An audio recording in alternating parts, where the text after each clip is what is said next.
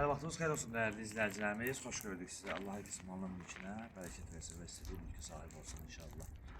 Məşdağada Pajarın Allah'ın ərazidə 24 sot torpaq sahəsinin üzərində Babeli dikmə məntəqəli həyət evində çıxıb. İnşallah həyəti təqdim ediyor. Sonra keçəcək evin içərisinin təqdimatına. Aşağıda bir mətbəx, arkada bir otaq və bir garaj. Yuxarıda isə bir zal, 2 yataq, bir mətbəx, bir açıq evandan ibarət. 24 sotdur, sənə çıxarışdır. Qiymət 150.000 manatdır, yəni təzyiz. Biz yaşayış yoxdur inşallah.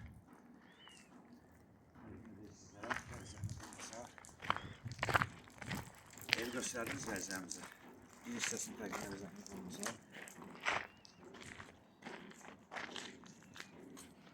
Bir hissəsini sizlərə təqdim edək.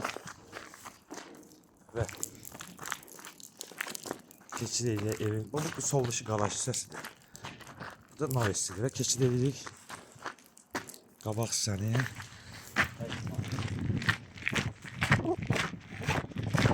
Burada yaxşı.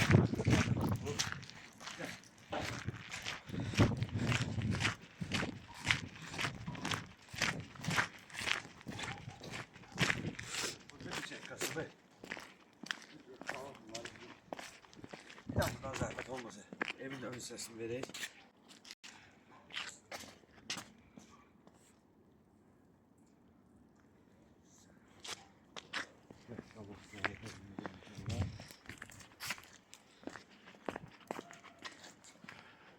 Səndə nə cam var?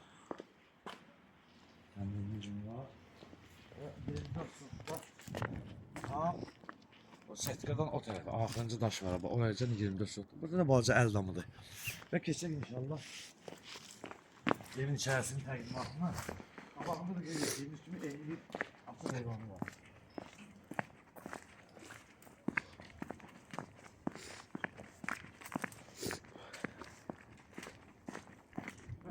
Burada da bir otağımız zaten çok təmirsiz. Qalxaq. Orada çox kolay təqdim edir sizlərə.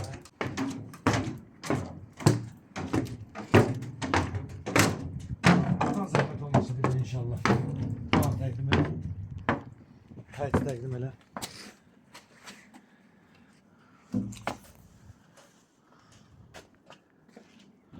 Bu açıq heyvan hissəsidir. Və keçək otaqların təqdimatına. Burada zal nəzərdə tutulub. Böyük bir zaldır. Yataq otağına təqdim edə zəhmət olmasa.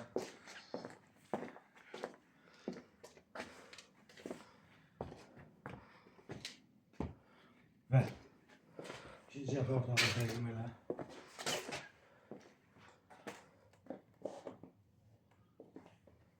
Keçin mətbəx hissəsinin təqdimatına.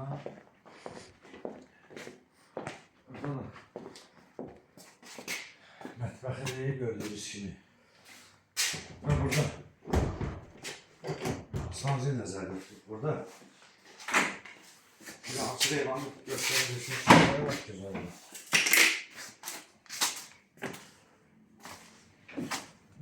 Gəl zəhmət olmasa. Burada da açıq heyvan sesi və dəyərli izləyicilərimiz qeyd etdiyimiz kimi Məşdağa Pajarın Allah'ın ərazidədir. 24 sot torpaq sahəsinin üzərində 2 mərtəbəli həyət evi. 24 sotdur. Çıxarış sənə çıxarış paket qursadır. 150.000 manat milyarlıq olan sabit təminatla indirim olması və səhifimizi izlədiyi üçün Məşdağa Makinəmizin əməkdaşları rəhbərliyə sizlərə dərin təşəkkürümüzü bildiririk.